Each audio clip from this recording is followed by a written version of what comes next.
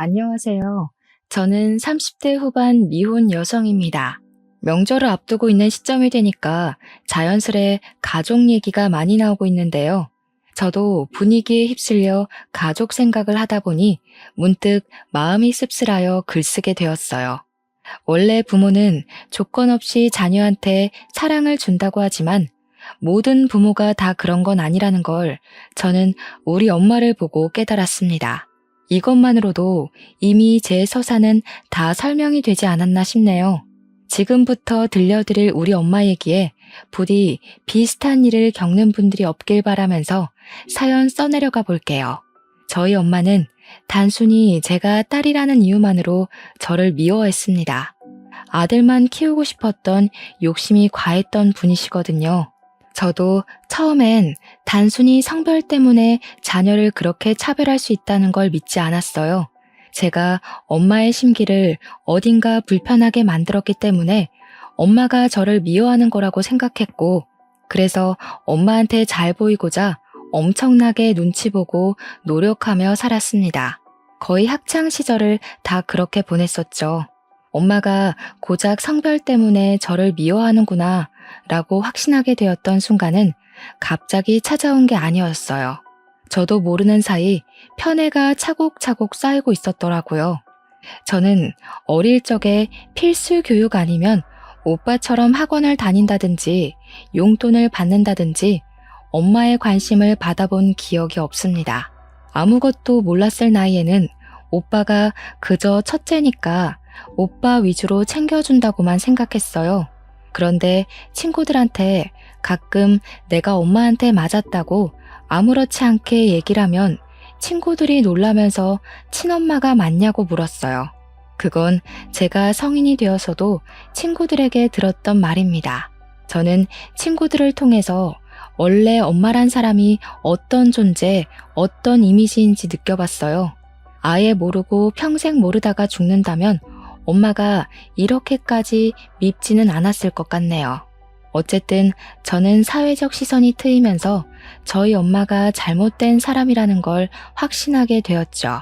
그나마 엄마긴 한가 보네 싶었던 순간은 대학 첫 등록금을 내줬을 때였습니다. 물론 그 이후엔 제가 벌어서 등록금 메꿔야 했지만 엄마가 유일하게 저를 위해서 의무적으로 하지 않아도 될 부분을 지원해 준 거였어요. 저한테는 그 첫 등록금의 의미가 컸었는데 사실 오빠한테는 이런 것들이 별것 아닌 일이었어요. 오빠는 대학도 엄마가 다 지원해주고 자취도 시켜줬거든요. 용돈도 따로 주고요. 저는 자취는 꿈도 못 꿨습니다. 집에서 통학하면서 엄마가 시키는 집안일까지 하면서 살았어요. 엄마는 오빠가 원하면 간이랑 쓸개까지도 내줄 만큼 잘해줬는데요. 그런 엄마가 처음으로 오빠의 제안을 거절했던 적이 있었어요. 오빠가 결혼한다고 올케 언니 데리고 왔을 때 분가를 얘기했었는데 그걸 엄마가 절대 안 된다고 반대를 하더라고요. 일단 이유가 올케 언니 집안이 뼈저리게 가난했기 때문이었습니다. 자기 돈으로만 장만한 집에 아들이 아닌 며느리가 같이 얹혀 사는 것이 싫다고 하셨어요. 엄마 말대로 올케 언니 집에서는 신혼집에 보탤 만한 거액이 없는 형편이었습니다. 올케 언니 집은 빚이 없던 적이 없었고 사돈 어른들이 젊은 시절부터 노동하느라 몸이 다 망가져서 일도 못하고 있다고 했어요. 오로지 올케 언니가 사회복지사를 하면서 식구들을 먹여 살리고 있었다는데 솔직히 사회복지사 급여로 세 식구 먹고 살기엔 많이 빠듯하거든요. 그러니까 집도 변변찮은 달동네 같은 데 있을 수밖에 없었어요. 그런 곳은 집값도 옳게 안 쳐주는 그런 곳이었습니다. 올케 언니는 200만 원 조금 넘는 돈으로 부모님 병원비에 식비에 공과금 등등을 혼자 해결해야 돼서 결혼하기까지 모은 돈도 없었어요. 기초수급자 자격은 안 되는데 마치 기초수급자처럼 한 달 돈 받고 한 달 사는 수준으로 살았다고 들었습니다. 올케 언니가 없으면 사돈 어른들은 그냥 길바닥에 나앉을 신세라는 거예요. 그래도 올케 언니 외모가 출중한 편이어서 오로지 올케 언니 외모에 한눈 팔린 오빠가 엄마한테 결혼하겠다고 우기는 바람에 이 관계가 이루어질 수 있었던 겁니다. 엄마는 오빠의 결혼을 허락해주는 대신 합가를 내걸기도 했었거든요. 합가가 조건이 합의되지 않았으면 아마 엄마랑 오빠가 처음으로 대립하는 순간이 오지 않았을까 싶기도 하네요. 아무튼 결혼이 성사되었다고 모든 것이 잘 풀릴 것처럼 잘 된 건 아니었어요. 좋아하는 사람이랑 결혼을 하게 된 오빠는 마냥 좋았을지 몰라도 제가 본 올케 언니의 모습은 좀 불안해 보였습니다. 오빠를 좋아해서 결혼을 하는 것 같긴 한데 집안끼리 너무 수준 차이가 많이 나서 상견례부터 기죽어 있는 느낌이었어요. 그건 사돈 어른들의 모습도 마찬가지였어요. 그런 올케 언니 식구들 앞에서 엄마는 올케 언니 집안을 지적하며 상견례 자리에서도 대놓고 무시했습니다. 옷이 그런 것밖에 없으셨어요? 제가 그래도 건물주인데 건물주 사돈이라고 하기엔 영 체면이 안 사시네요. 웬만하면 저 만날 때만이라도 옷 한 벌 사입고 오세요. 그게 건물주 집안에 대한 예의라고요. 그래도 나름 단정하게 입고 온 건데 사부인 눈에는 영 부족했나 보네요. 죄송합니다. 그래도 우리 딸이 참 모난 곳 없이 잘 컸어요. 부모가 못나서 그렇지 좋은 부모 만났으면 장성을 해입니다. 잘 좀 부탁드려요. 뭐 장성할지 안 할지는 지켜봐야 아는 거고요. 결혼식 온전히 제 돈으로 나가는 거 아시죠? 애들 분가까지는 못 시켜줍니다. 그리고 앞으로 우리 며느리 될 아인데 전화 연락은 자제해 주세요. 저는 우리 집에 있었던 일 어디서 말 나오는 거 딱 질색이거든요. 엄마는 사돈들이 가난하다는 이유만으로 쉽게 보는 건지 가리지 않고 막 뱉었어요. 누가 들어도 기분 상할 말이었는데 사돈 어른들은 절대 티를 내질 않았습니다. 딸을 위해서 참는 것 같았어요. 그나마 오빠가 작작하라고 말려서 엄마가 더한 수위를 넘기지 않을 수 있었습니다. 참고로 아빠는 자동차 관련 업체를 운영했었는데 일하다가 부득이한 사고를 당해서 돌아가셨어요. 제가 어릴 때 일이라서 잘 기억은 안 나는데 아빠가 워낙 미래에 대한 대비가 철저한 분이라 노후를 대비해 건물 한 채를 관리하고 있었다고 들었습니다. 안타깝게도 아빠가 돌아가시고 나서 그게 엄마 앞으로 상속이 되었는데 엄마는 그렇잖아도 계모 같은 성격을 건물주가 되자 더 군림하며 행동하였어요. 아무튼 저는 원래 용돈도 없었지만 엄마한테 달라고 구걸하느니 진작에 용돈 생각 자체를 포기했었습니다. 성인이 되고부터는 제가 아르바이트를 하면서 스스로 용돈벌이를 해나갔어요. 올케 언니가 제 예상대로 정말 착한 사람이었는데 저희 집에 올케 언니 들어오고 나서 제가 위로를 좀 많이 받았어요.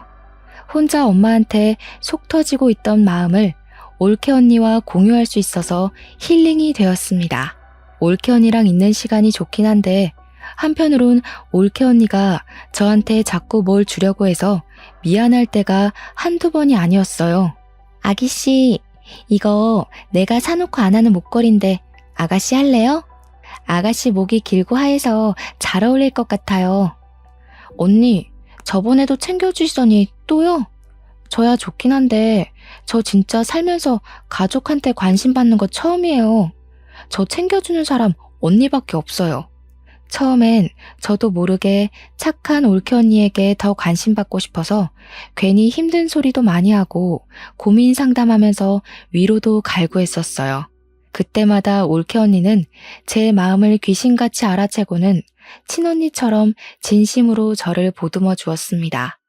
올케 언니 덕분에 원래 가족이란 건 이런 거구나 생각했어요. 그래서 올케 언니에 대해 마음이 많이 열렸고 저도 엄마 몰래 올케 언니를 많이 도와주었습니다. 혼자 집안이라는 서름을 누구보다 제가 잘 알고 있기 때문에 저는 올케 언니에게 그런 감정을 느끼게 해주고 싶지 않았어요. 올케 언니가 엄마한테 이리 치이고 저리 치이는 걸 많이 봤거든요. 엄마는 그냥 여자를 싫어하는 건지 저한테만 괄시를 했던 게 아니라 올케 언니도 그저 여자에 가난까지 더해서 심하게 미워하더라고요. 아유, 너는 가난한 냄새를 아주 달고 다니는구나. 어디 가서 내 며느리란 소리 하지 마라. 급이 안 맞아서야 원. 엄마는 저한테 그랬던 것처럼 올케 언니에게 막말을 서슴지 않되 다행히도 손찌검은 안 했고 이래라 저래라 명령질만 장난이 아니었습니다. 올케 언니가 사소하게 실수하는 것도 전부 트집 잡는 걸로 모자라 올케 언니의 살림 방식을 굉장히 싫어했어요. 야, 너 화장실 식초로 씻었니? 꾸진 년이 꾸진 짓만 하고 있네. 이 집에 비싼 물건들이 얼마나 있는데 냄새 배게 하려고 작정했어? 당장 환기시켜. 이런 식으로 올케 언니가 욕을 먹을 때면 제가 그거 달래준다고 늦은 새벽에 제 방으로 올케 언니를 몰래 불러서 맥주 한잔하며 엄마 뒷담 많이 깠습니다. 저도 저지만 올케 언니도 제가 아니었으면 이 집에서 못 버텼을 거라고 고마워해줬어요. 그렇게 저희 둘은 갈수록 사이가 많이 돈독해졌는데 얼마 안 가 대학을 졸업한 저는 집이랑 좀 먼 곳에 취업이 되어 독립을 하게 되었어요. 그간 제가 아르바이트 하면서 안 쓰고 모은 돈이 있어서 보증금 마련은 충분했습니다. 드디어 엄마한테서 해방될 수 있었다는 생각에 무척 신이 났었지만 한편으로는 혼자 남게 될 올케 언니가 걱정이 되어서 썩 좋지도 않았어요. 하지만 제가 올케 언니를 데려올 수 없는 상황이잖아요. 만약 올케 언니가 정말로 제 친언니였다면 저는 망설임 없이 올케 언니를 데리고 나왔을 겁니다. 어쩔 수 없지만 올케 언니와 헤어져야 했던 저는 연락을 자주 하기로 하고 아쉬운 작별을 했어요. 실제로 올케 언니랑 몇 달 꾸준히 연락을 하면서 가족보다 더 가족처럼 안부를 묻고 살았습니다. 그러던 어느 날 올케 언니한테서 자정이 다 되어 연락 온 건 그날이 처음이었는데요. 언니가 우리 집에서 하룻밤 신세 질 수 있겠냐고 묻더라고요. 너무 놀라서 이 늦은 시간에 오겠다는 거냐고 되물었으나 제가 잘못 들은 건 아니었더라고요.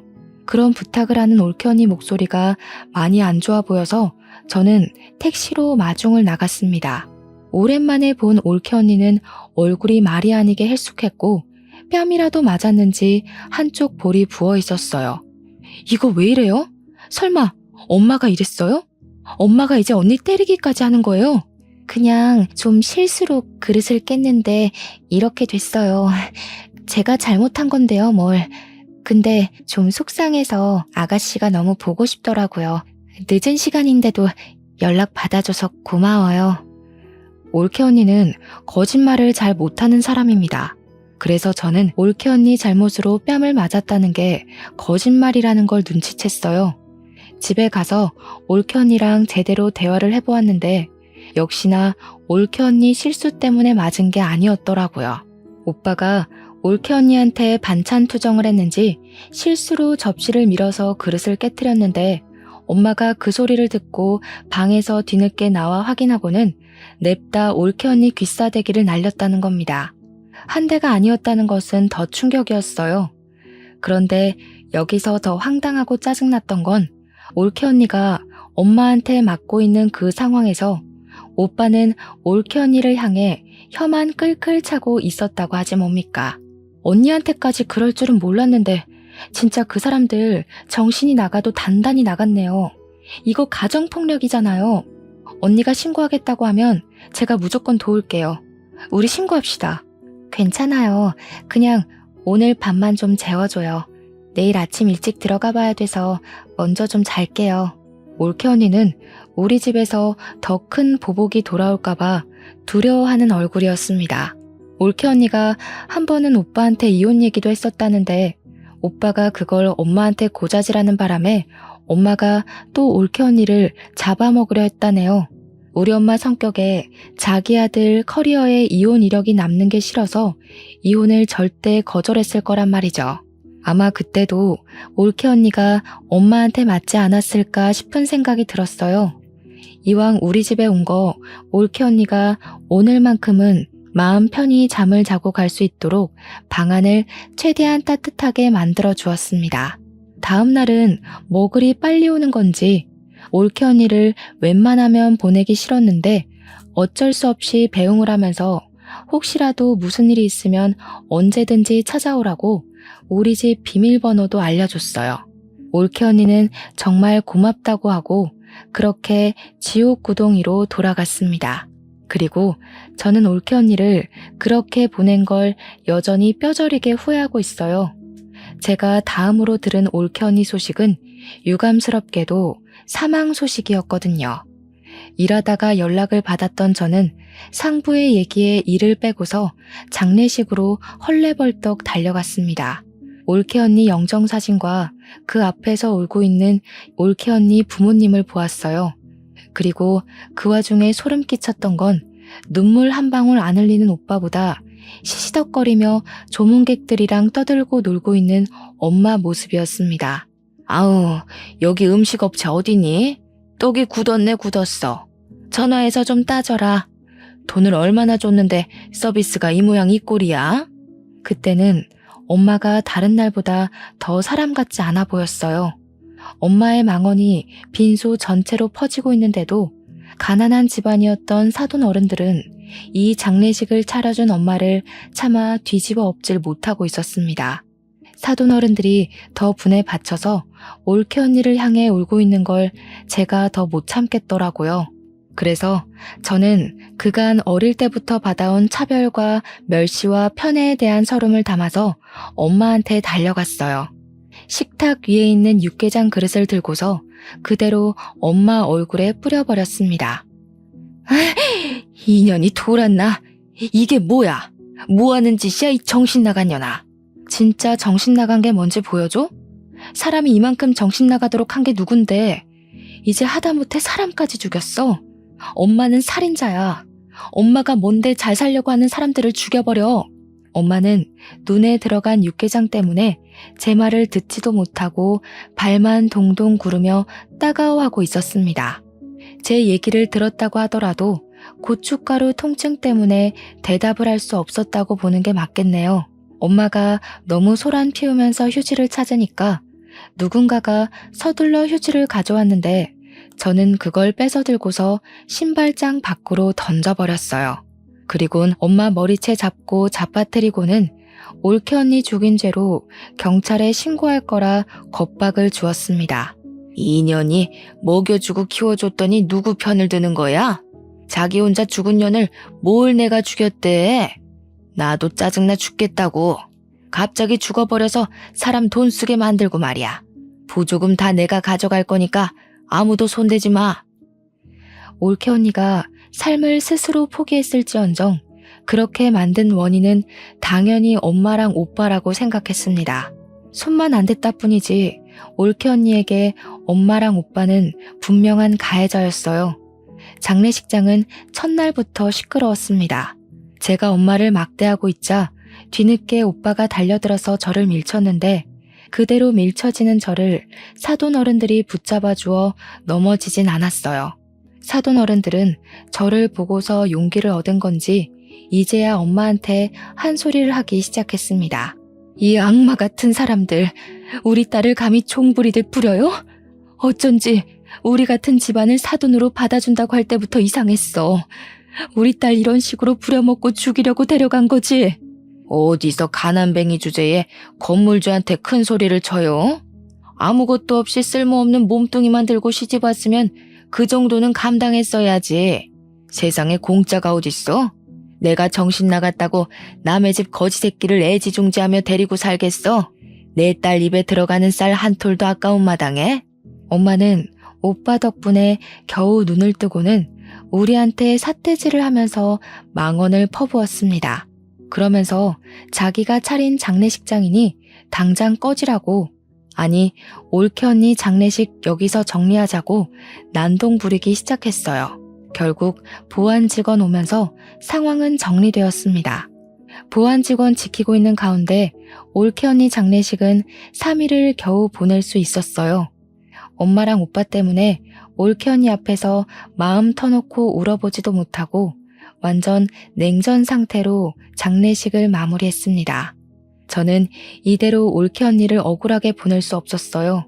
끝까지 잘잘못 모르는 악마 같은 제 가족을 벌 주고 싶었습니다. 저도 그만한 도전을 해볼 수 있는 직장인이었으니까요.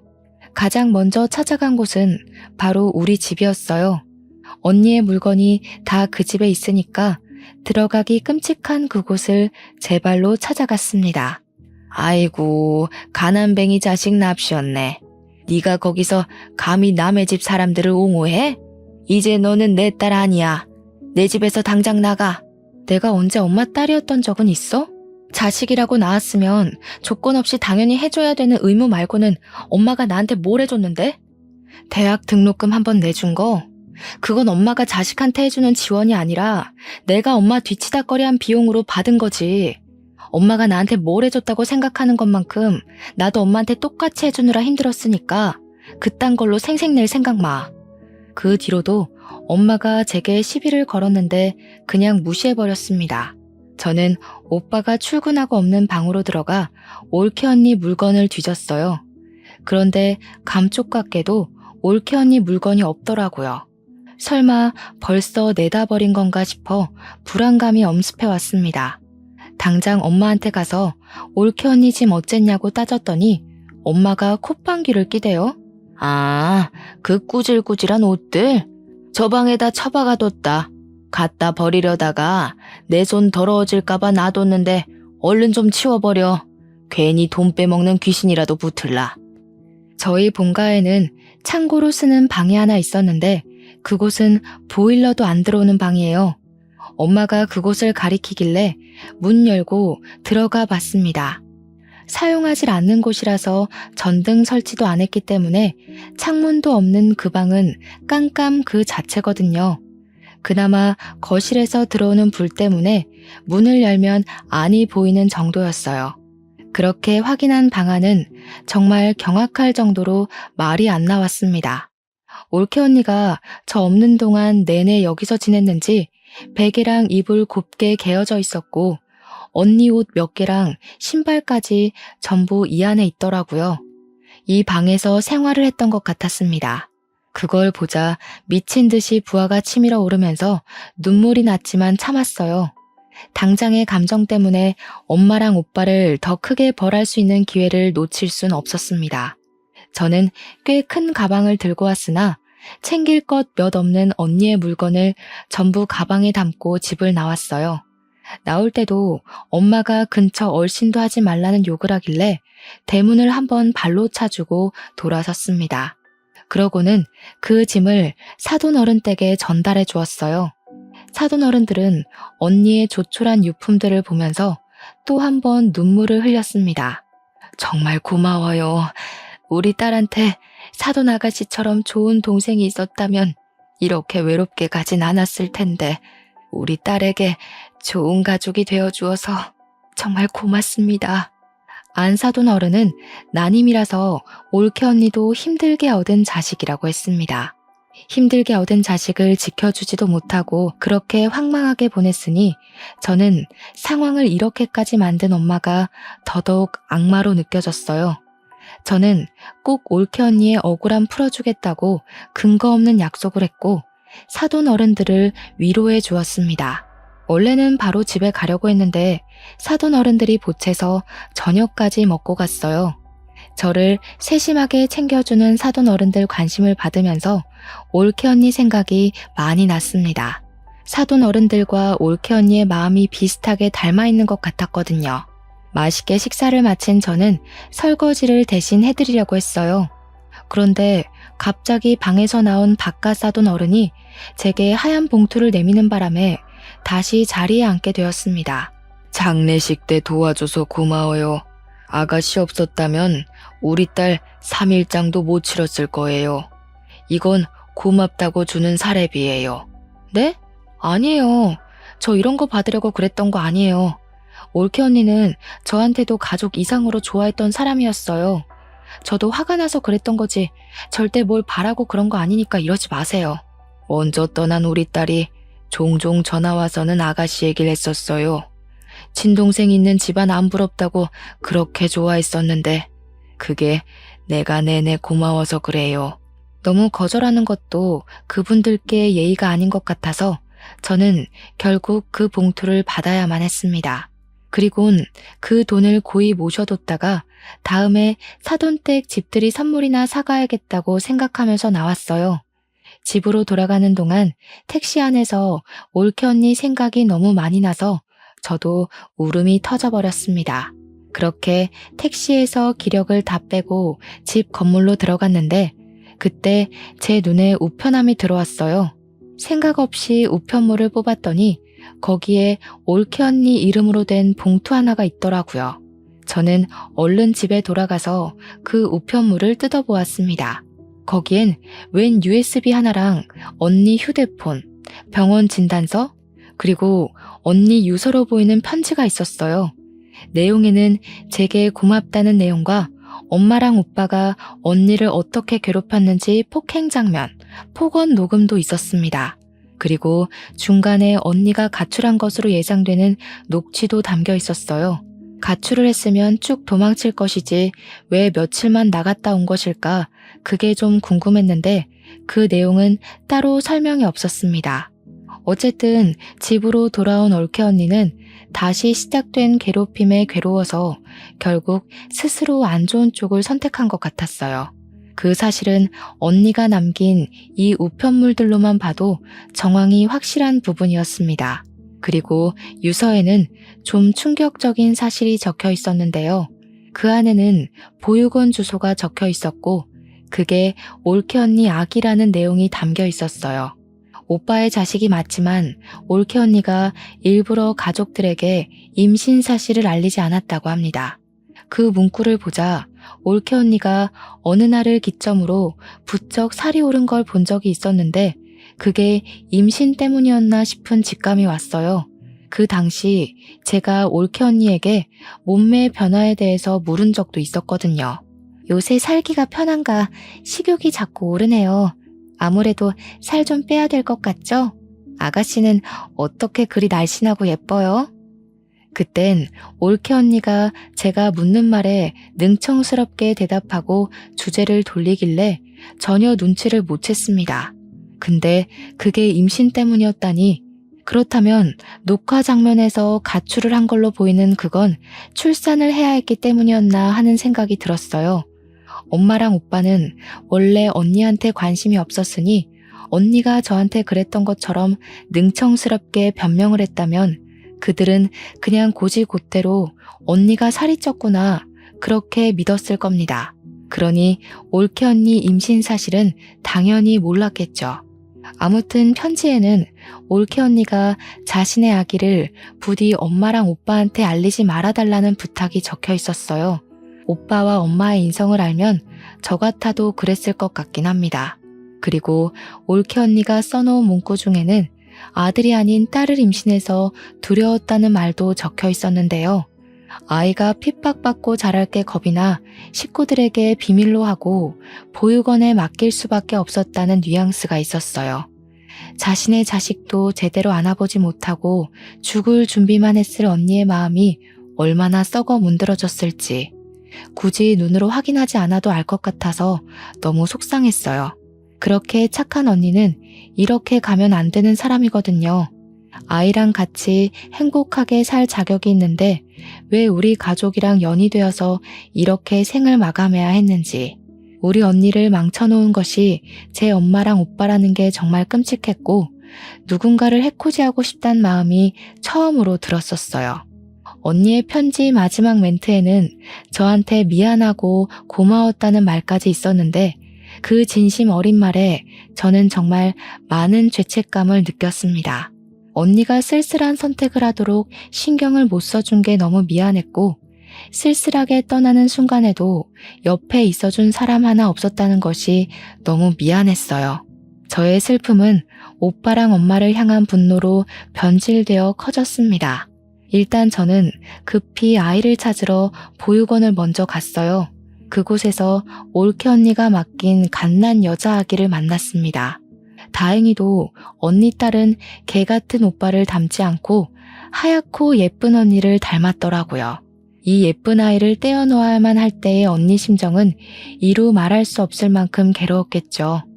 저는 아이 소식을 사돈 어른들께 알린 후 데려갔습니다. 다행히 출생신고는 되어 있었는데 조금 늦게 안 사실이지만 당황스럽게도 아이 이름이 제 이름과 같더라고요.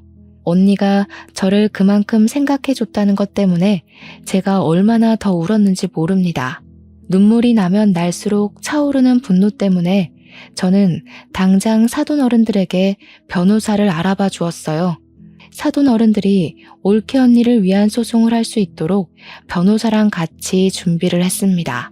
올케 언니는 아이가 있다는 사실을 밝히지 말아달라고 했지만 양육비를 뽑아내기 위해선 어쩔 수 없었고 양육비 청구 소송까지도 빠짐없이 받아낼 생각이었어요. 우리 예쁜 조카는 사돈 어른이 엄마 몰래 키워주기로 했습니다. 구청에 가서 사돈들이 지원을 받을 수 있는 혜택도 알아봐 줬어요. 그리고 제게 가장 중요한 소송, 그걸 자랑하려고 직접 소송장을 가지고 본가에 직접 찾아갔습니다. 근데 어처구니 없게도 집 앞에 웬 다른 아가씨가 하나 있더라고요. 엄마랑 문 앞에서 대화를 하는 것 같았는데 저도 모르게 계단 쪽으로 숨어서 그 상황을 엿들었습니다. 혹시 몰라서 몰래 휴대폰 렌즈만 들이밀어 영상도 촬영했죠. 어쩜 이리도 착할까. 우리 아들이랑 너무 잘 어울리는 한 쌍이다. 이제 뭐 필요한 거 있으면 이 시애미한테 얼마든지 말해. 그리고 앞으로는 무겁게 한우 같은 거 사들고 오지 마. 귀한 우리 며느리 손 상할까봐 내 마음이 조마조마하다. 아주 기가 막히지 않습니까? 엄마는 올케 언니 떠난 지 얼마나 됐다고 그새 다른 아가씨를 구해서 오빠 재혼을 준비하고 있었어요. 저는 바로 소송장을 감추고 그 아가씨랑 엄마가 대화를 끝내고 엘리베이터 쪽으로 나올 때까지 숨어서 기다렸습니다. 한 20분 대화가 이어졌을까? 둘이서 사이좋게 인사를 나누고 현관문이 닫혔어요. 아가씨가 엘리베이터 쪽으로 오길래 저도 그제야 제 모습을 드러냈습니다. 제가 먼저 아는 체를 했더니 아가씨가 당황하면서 저더러 누구냐고 묻더라고요. 1001호 집안의 딸이에요. 보아하니 저희 오빠랑 결혼 준비하시는 것 같은데 저희 엄마가 엄청나게 꼬리치고 있는 거 보니까 좀 잘 사시는 분인가 봐요. 네? 어머님이 외동아들 하나 있다고 그랬는데요. 누구신데 뜬금없이 나타나서 그런 말 하세요. 알지도 못하는 사람을 왜 상대해줘야 하는지 모르겠네요. 비켜주세요. 긴 말 안 할게요. 저희 오빠랑 결혼하지 마세요. 만난 지 얼마 안 되셨을 거 아니에요. 저희 올케 언니가 죽은 지 얼마 안 됐으니까. 저희 올케 언니는 돈 없다고 갈굼당해서 죽었거든요. 그쪽은 돈이 있는 것 같은데 이제 엄마가 그쪽 돈 빨아먹으려고 갈굼하겠네요. 제 말이 안 믿기시면 가족관계 증명서 가져오고요. 아가씨는 제 말에 당황해서 일단 답변을 못했습니다. 그러다 결국 제가 손에 들고 있던 소송장을 보여줬더니 어느 정도 우리 집안에 문제가 있다는 걸 느낀 것 같았어요. 이 아가씨는 오빠보다 나이 많은 노처녀더라고요. 제 얘기를 믿고 자신과 우리 집안 돌아가는 상황을 설명해 주었는데요. 이 아가씨 엄마랑 우리 엄마는 동창 사이였고 여자 쪽에서 결혼이 더 급한 건지 만난 지 2개월 만에 결혼 약속을 했다고 하더라고요. 만난 지 2개월이면 올케 언니가 죽기 전이란 말이죠. 오빠가 바람까지 피웠다는 뜻입니다. 어쨌든 죽은 올케 언니가 오빠와 혼인신고를 안 했기 때문에 그 아가씨는 오빠가 결혼을 했었던 유부남이란 사실도 모르고 있었어요. 저는 더더욱 그분에게 이 결혼 절대 하지 말라고 신신당부를 했습니다. 그러자 아가씨가 당황하더니 사실 이번 주 주말에 상견례 날짜가 잡혀 있다고 하더라고요. 엄마는 저를 아예 가족에서 배제하기로 작정했나 봐요. 딸이 있다는 사실도 안 알리고 오빠가 상견례 한다는 사실도 알리지 않은 것 보면 말이죠.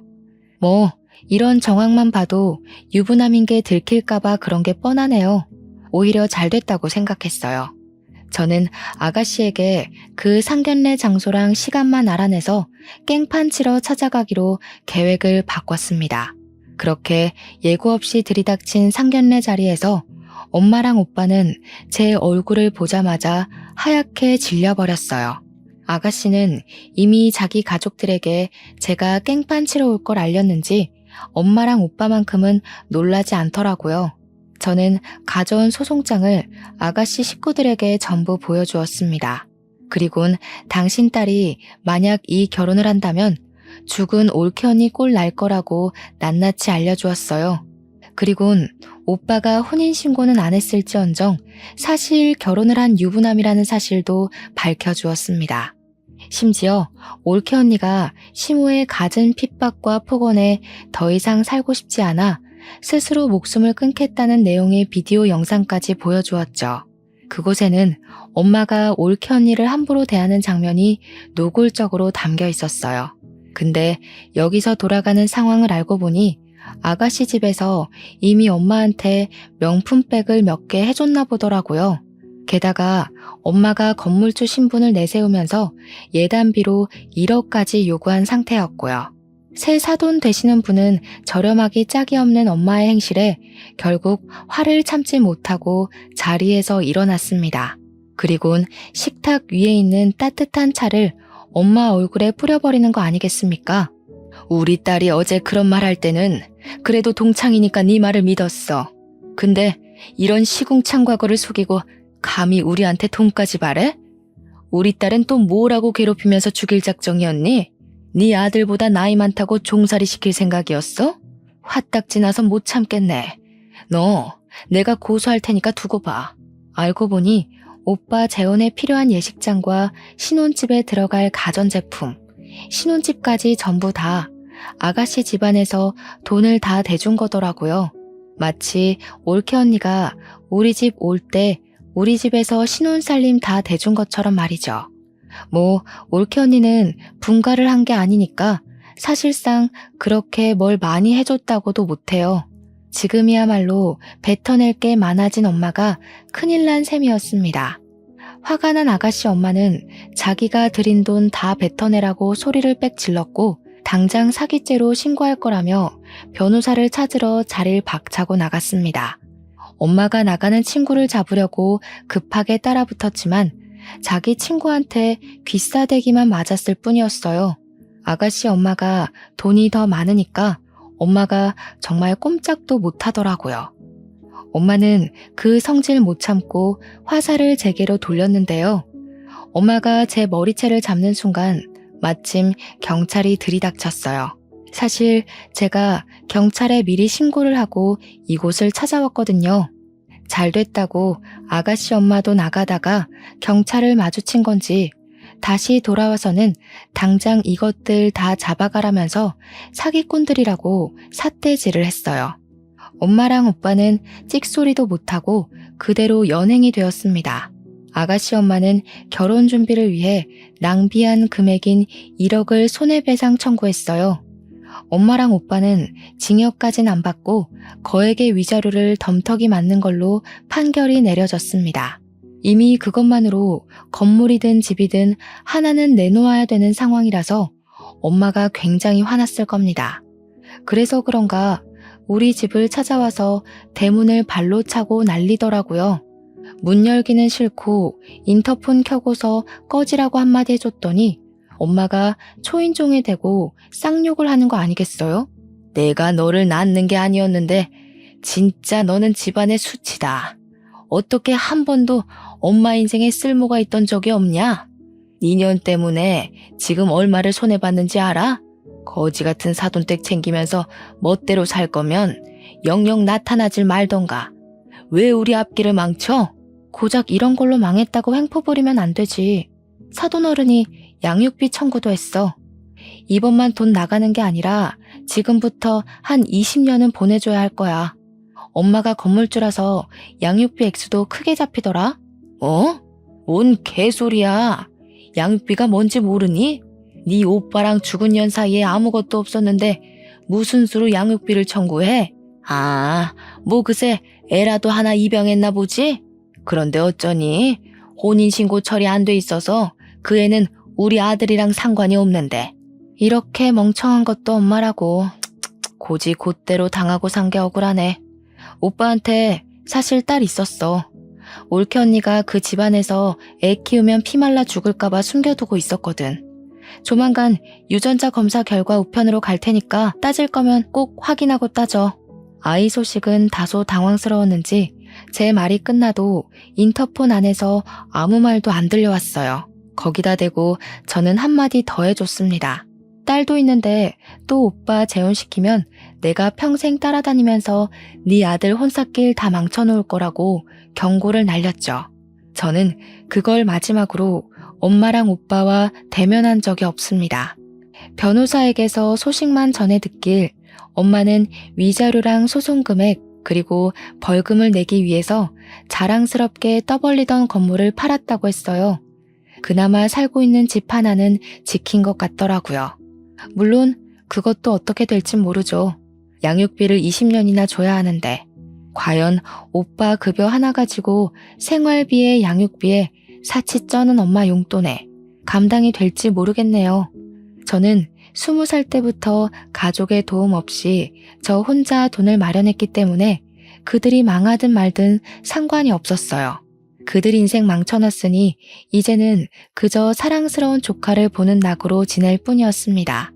조카는 하루가 달리 예쁜 모습을 자랑했는데요. 올케 언니랑 전체적인 느낌이 닮았으나 가장 닮은 게 웃는 얼굴이더라고요. 조카가 웃을 때마다 언니 생각이 나서 한 번씩 마음이 저려요. 그래도 떠난 언니가 이제는 마음 편히 발 뻗고 잘 수 있게 제가 조카를 평생 책임지고 보살펴 줄 생각입니다. 예쁜 것만 보여주고 싶고 걸을 수 있는 나이가 된다면 그때부터 언니가 있는 곳에 함께 데려갈 생각이에요. 조카가 엄마의 얼굴은 알면서 자랐으면 좋겠거든요. 혹시나 아빠를 물어본다면 저는 숨김없이 말해줄 생각입니다. 물론 그건 조카가 그 정도의 아픔을 감당할 나이가 되면 말이죠. 이제 그만 그들 신경 안 쓰고 잘 살 수 있겠지 하고 마음 놓던 시기에 뜬금없이 오빠한테 연락이 온 적이 있었어요. 철천지 원수 같은 오빠는 어이없게도 딸 얼굴 한번 보고 싶다며 연락을 했더라고요. 그 말을 듣는데 더 들을 것도 없이 화가 나서 저는 오빠한테 바로 미쳤냐고 절대 싫다고 거절했습니다. 오빠가 아빠 자격이 있다고 생각해? 언니가 오죽 겁이 났으면 임신한 사실도 숨겼겠어. 출산도 몰래 집 나가서 혼자 해결하고 몸 회복도 안 됐는데 집에 돌아와서 또 괴롭힘 당했어. 언니가 그렇게 괴로울 동안 오빠는 뭐 했는데? 오빠는 엄마랑 뭐 다를 거라 생각해? 오빠는 그냥 조카 양육비만 다달이 보내면 돼. 그게 내가 오빠한테 봐줄 수 있는 유일한 아빠 노릇이야. 오빠는 제 경고에 아무런 말도 하지 못했습니다. 그제야 자기도 잘못한 걸 뼈저리게 느낀 건지 다행히도 성실하게 양육비를 보내주곤 있어요. 만약 안 보낸다면 제가 또 가만히 있지 않을 겁니다. 엄마는 여전히 반성도 없어요. 오빠가 가끔 문자로 엄마 감당하기 힘들다고 연락이 오는데 엄마가 정신 나가서 그런가 이젠 아들한테도 성질을 부리나 봅니다. 저러다가 그나마 있는 아들 하나한테도 버림받아봐야 정신을 차리는지 모르겠네요. 제가 조금 더 빨리 철이 들고 사회에 대해 잘 알았더라면 올케 언니를 우리 오빠랑 결혼시키지 않았을 텐데 이건 아마 제 평생의 후회로 남을 것 같습니다. 그 사실 때문에 사돈댁에 더 자주 찾아가긴 해요. 마치 본가를 찾아가듯 마음 편한 걸음으로 주말에 한 번씩은 갑니다. 조카가 좋아하는 인형이랑 용품들 챙겨가고 사돈어른들 옷도 몇 벌씩 선물해주고 있어요.